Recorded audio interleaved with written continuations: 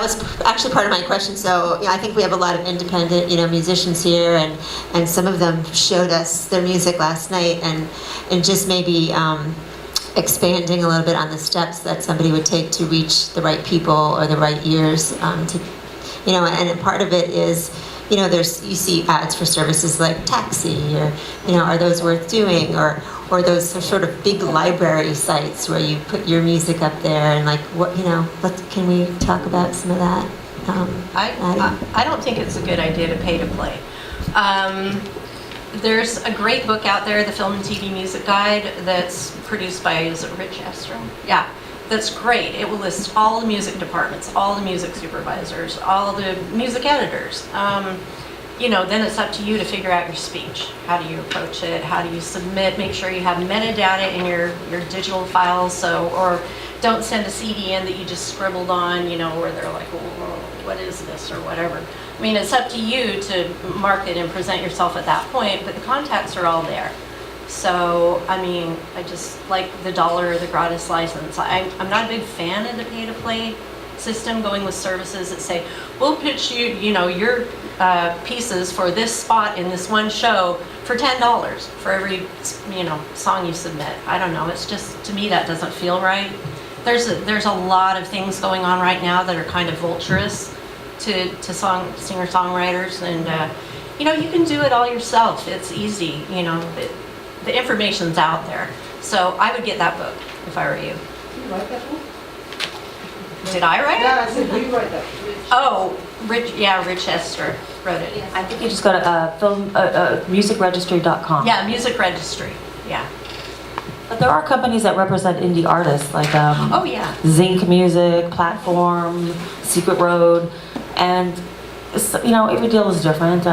Some of them charge, some of them don't, some of them work on commission only. You have to decide what you're willing to do, but I would advise that you not give up any publishing or writer share if you can get away with that. Sometimes you have to give up a little bit of your publisher share, and sometimes that's fair if somebody's really busting their butt to get your music placed, and maybe you can make that deal contingent upon a placement, not just outright giving away publishing. And there's commission only deals. Those are the best. So in other words, if you make money, they make money. What's a typical commission rate for something? Probably it depends on if you're not giving up publishing, then you're probably going to be 50-50. 50%, yeah. And if you do give up publishing, maybe it's 10 to 20%. And Danica, can you talk? So Danica, I know you work holistically, sort of, with artists, right? And not just on the publishing, but promoting as well. So, how do you select the artists that you work with? And let's talk a little bit about that. I'm surrounded by a lot of different artists, and I think I usually, for me, because I am independent, and I started my own path really it's been maybe a year and a half, I think, and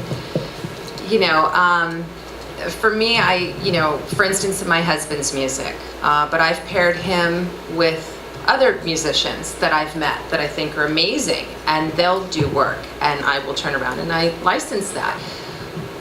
Kind of like Michelle and Maddie were saying, what's funny is I bought that Rich Esther book when I first got into learning licensing. I did get it, and I'll tell you, I actually did make 2 connections, and I did it by going to that little page and looking up all those little music supervisors, and I did go to them directly, and and Brianna and I network like there's no tomorrow. So even though it would be like, oh, okay, maybe I have an easy road, I really didn't. I had to start from down there and learn my way up as well. And by that, I did meet other artists, that kind of were in the same line of work that are very talented. But I keep it niche, but that's what I like to do. I love some pre-existing, but I love creating. I love getting them in the studio where they fly drives and they just create wonderful work, and then I pitch it. I really go out and I either cold call that or I go to people that I know.